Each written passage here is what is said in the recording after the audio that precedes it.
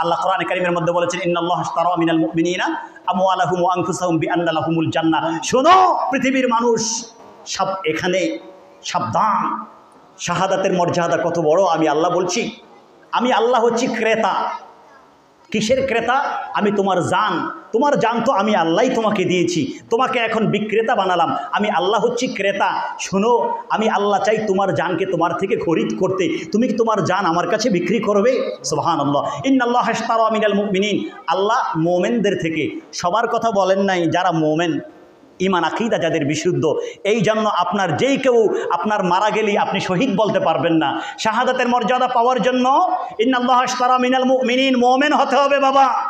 ইমান আকীদা যদি বিশুদ্ধ না থাকে আপনি শত চেষ্টা করেন, আপনি শাহাদাতের মর্যাদা পাবেন না, ঠিক কিনা বল? মুসলিম শরীফের হাদিস খুলে দেখেন, হযরত কিসবান রাদিয়াল্লাহু তাআলা আনহু সাহাবী ছিলেন, পরবর্তীতে কি পরিণাম হয়েছে, শাহাদাতের মর্যাদা তিনি পান নাই। হযরত কিসবান আল্লাহর হাবিব পাক সাল্লাল্লাহু আলাইহি ওয়াসাল্লামের সাথে যুদ্ধ করছেন,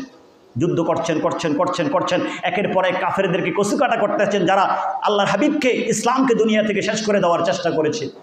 সাহাবায়ে কেরাম আল্লাহর হাবিবের দরবারে আসলেন, ইয়া রাসূলুল্লাহ, আজকের যুদ্ধের ময়দানের সকল ফজিলতগুলো তো কিসবান নিয়ে যাবে। আল্লাহর হাবিব মুস্কি হাসি দিলেন। আল্লাহর হাবিব বললেন, ইন্নাহু ফিন্নার। তোমরা বলছো যুদ্ধের সব ফজিলত সে নিয়ে যাবে, আমি নবী মুহাম্মদুর রাসূলুল্লাহ সাল্লাল্লাহু আলাইহি ওয়াসাল্লাম বলছি, ইন্নাহু ফিন্নার, সে জাহান্নামে যাবে। ইয়া রাসূলুল্লাহ, এটা কিভাবে সম্ভব? ইসলামের জন্য আপনার পক্ষে একের পর এক যুদ্ধ করে যাচ্ছে, সারা শরীর ক্ষতবিক্ষত হয়ে গেছে, তার পক্ষে কিভাবে সম্ভব সে জাহান্নামে যাবে?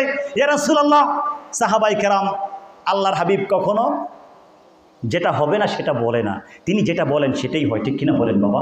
প্রমাণ আছে কি নাই? এই জন্য কিসবান এর ব্যাপারে আল্লাহর হাবিব যখন বললেন, সাহাবায়ে কেরাম তো তার অবস্থা পর্যবেক্ষণ করছেন, দেখছেন কিসবান নামক সাহাবী একের পর এক কাফেরকে মারছে, আর আরেক দিক থেকে তীরের আঘাতে, তলোয়ারের আঘাতে তার পুরা শরীর ক্ষতবিক্ষত হয়ে গিয়েছে। এক পর্যায়ে সে সহ্য করতে না পেরে তলোয়ারটাকে জমিনের মধ্যে গেড়ে দিল।